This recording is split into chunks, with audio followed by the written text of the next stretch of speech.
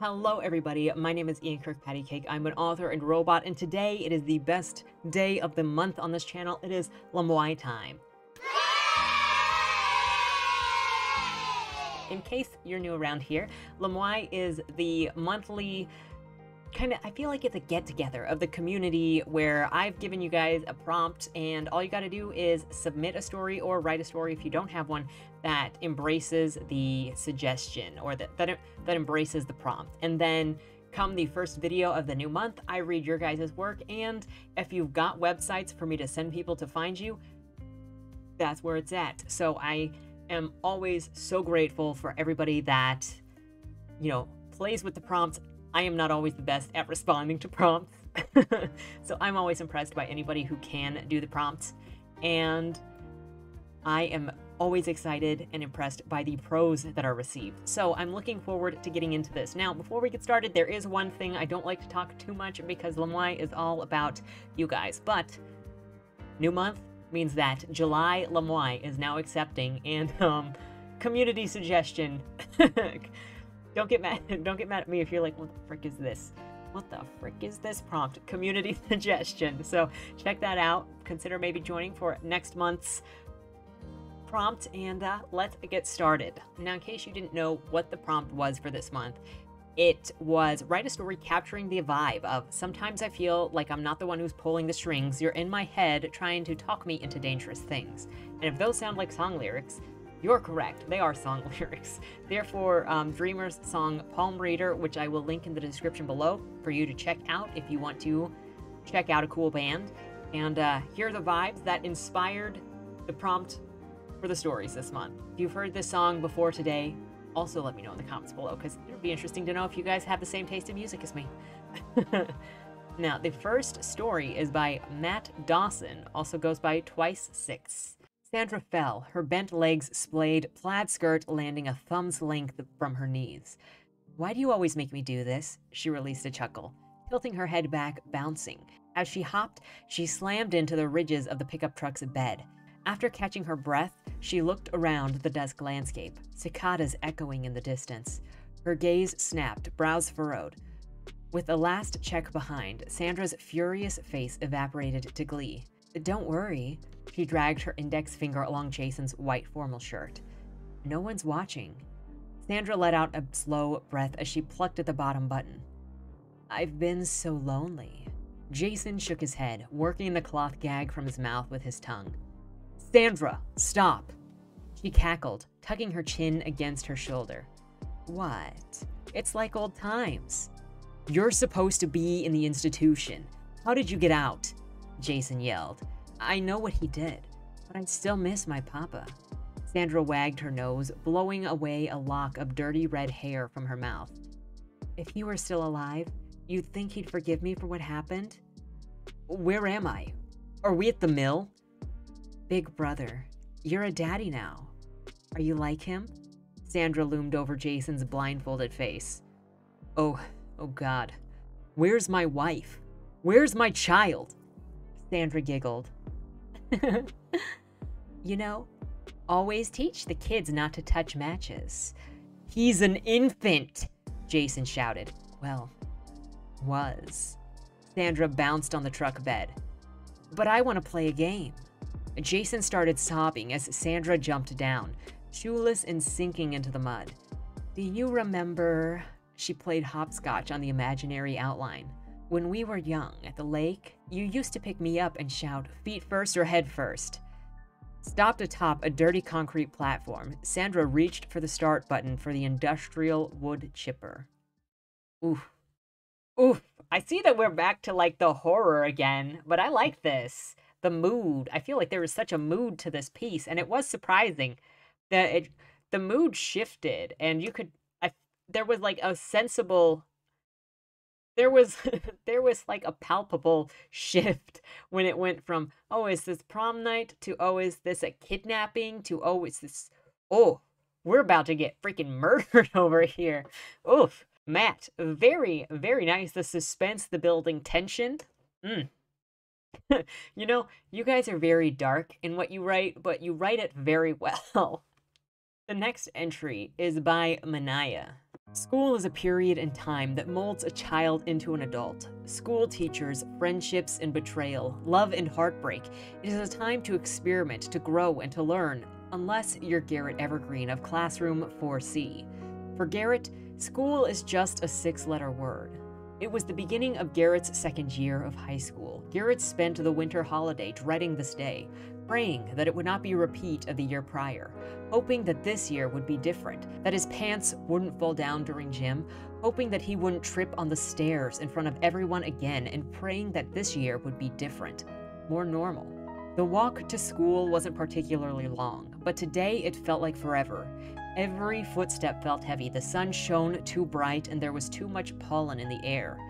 Garrett arrived at the gate and unfolded the paper from his pocket.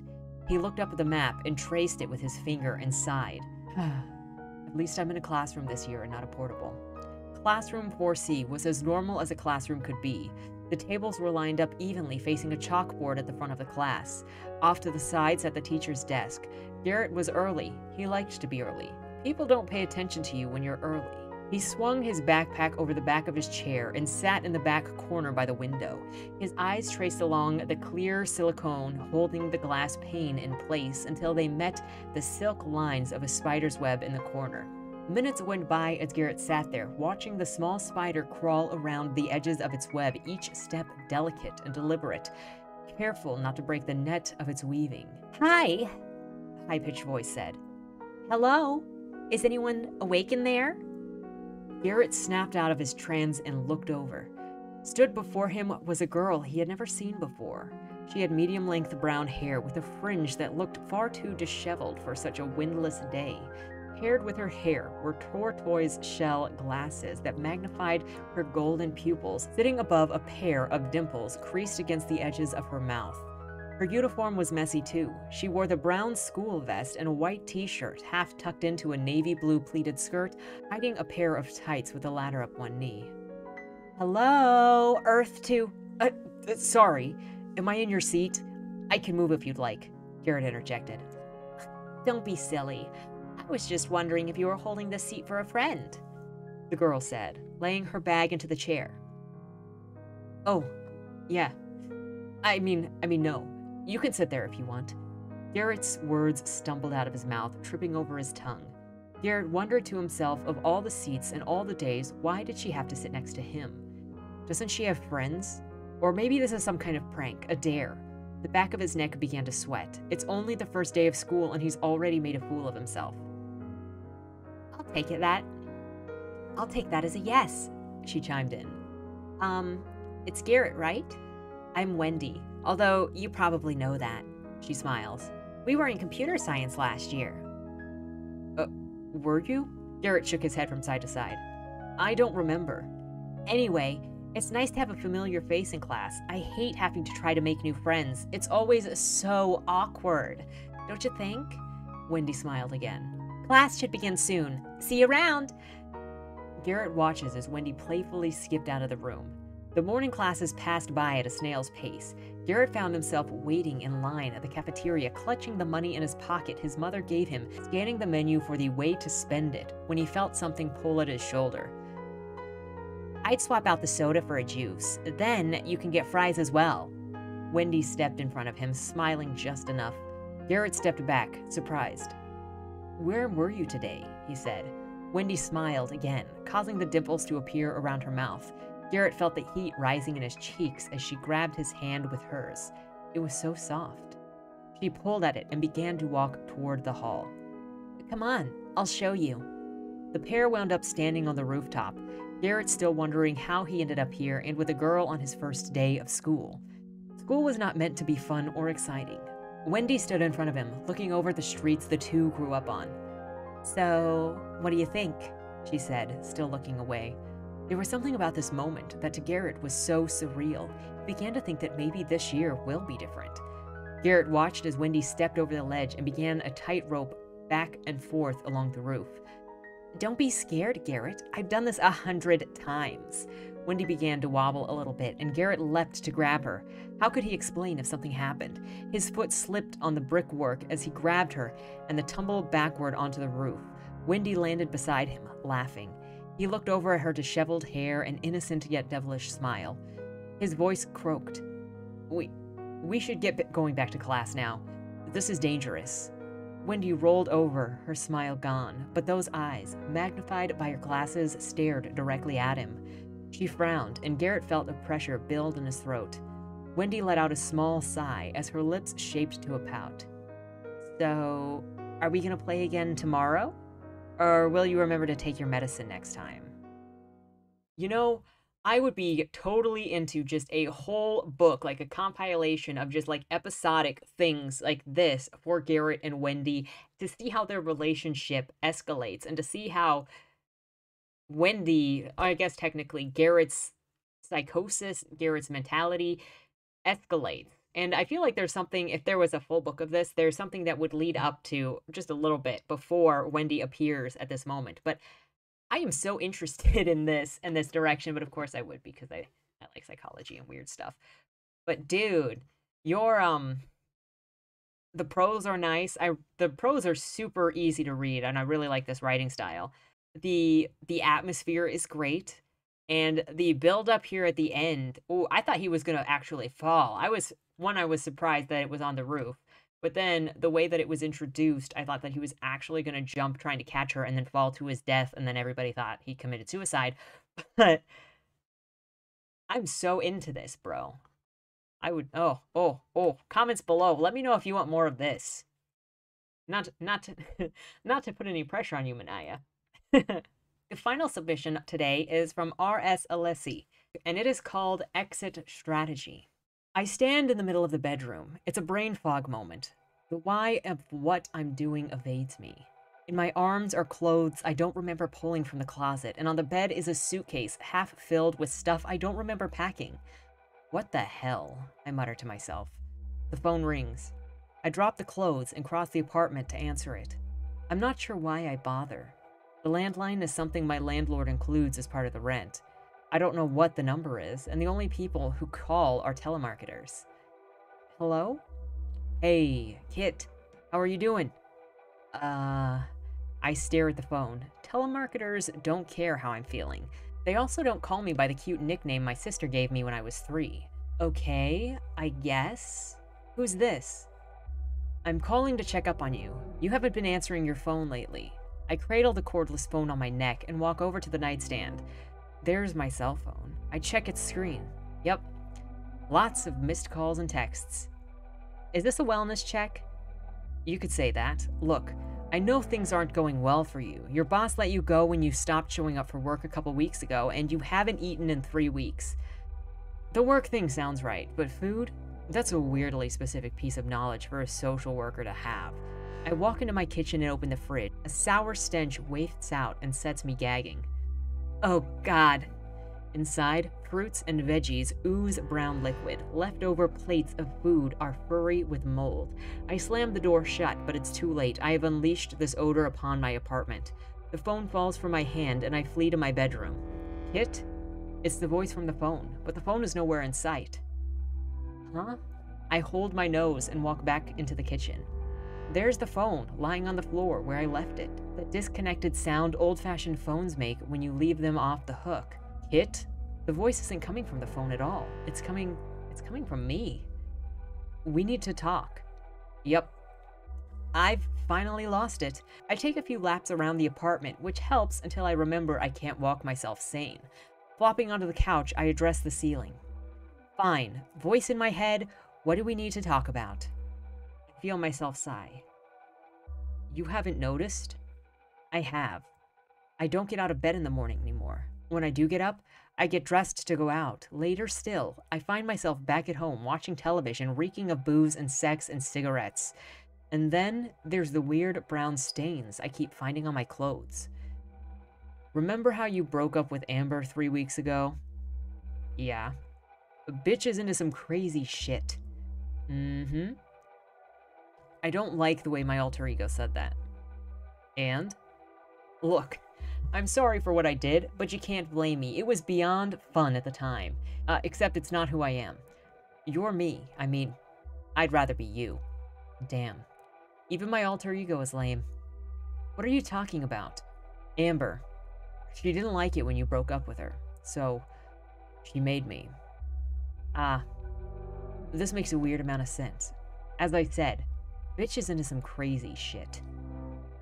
I'm explaining this all wrong. Amber flipped out. She didn't want to lose you, so she turned you into a vampire.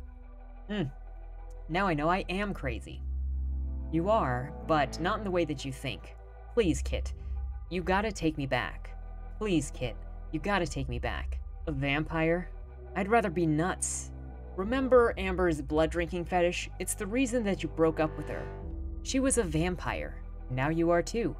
You've been out every night, partying it up, drinking people's blood, and it's been wild. I don't want these memories. They aren't mine. Did I hurt all of those people? It looks worse than it really was. But listen, we're running out of time. Amber wouldn't let me leave. We got into a fight. I'm on my feet again, in my bedroom, stuffing more clothes into my suitcase. Keep talking about Amber in the past tense, because she is past tense. I killed her. I waited for her to disintegrate, but it never happened. So I ran. The cops are coming. You gotta get out of here. I stopped shoving clothes into my suitcase. I fail to see how this is my problem. You were the one who played a vampire and murdered my ex-girlfriend. You can deal with it. Yeah, see? That's the thing. I can't. Anyways, good luck, Kit. I'm sure you'll figure it out. Wait. What? I get no answer. The phone in the kitchen beeps softly. I have a half-filled suitcase in front of me. Well, shit. I get back to packing. And the creep factor is back. RSA, you're always so good with setting the mood. I mean, all three of these were so good at setting the mood and such very different moods. This one had a slow reveal as it slowly changed. And going from, oh, it's a dude on the phone to it's a voice, and slowly introducing the voice and then bringing in the next elements. Very nice slow reveal. And always with the dialogue. Your dialogue is always good. Good flow, good character voices, and very natural. So those are the stories for this month. Thank you everybody so much for participating in Lmiay. I am always blown away by the submissions because they're just so good. And seriously, Manaya, I am down for this whole book of imaginary girl that gets this dude in trouble. Like, oh my gosh, your writing voice is just perfect for that. Let me know what your guys' favorite stories were down in the comments below, and maybe consider submitting to Lmiay next month. We've got our special edition theme, community choice theme, now available. Check out in the comments down below for July's Lmiay challenge. And if you like this sort of content, consider liking, sharing, subscribing, because we do Lmiay every month so long as people want to participate. I think it's fun, but I just get to bask in your guys' creativity, and so that's obviously fun for me. So thank you guys so much for watching, for submitting, and for being part of this community. I look forward to this moment every freaking month, and I can't wait to see what you do with next month. So until next time, tomorrow is the loin stream, the last loin stream for our current read, The Low End Kid. So check it out, be part of the conclusion. Oof. To get more information on loin stream, head over to mine's at KirkpattieCake, because that's where I talk about it and share it. Otherwise, if I don't see you at loin stream, have a good weekend, and don't die.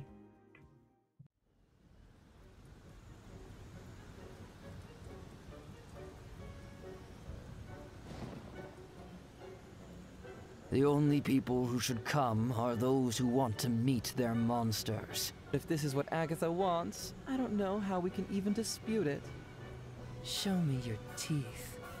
I change lives, baby. And I end them. Sweetheart, no bargains hold. Only fools know restraint. Only losers lose! If your scissors are dull, may I recommend sharpening them with leather? I think I hit you. Mima says I must have a guardian angel. To enter the ring but abstain from playing is suicidal. Your virtue makes you nothing but a liability. You're gonna die.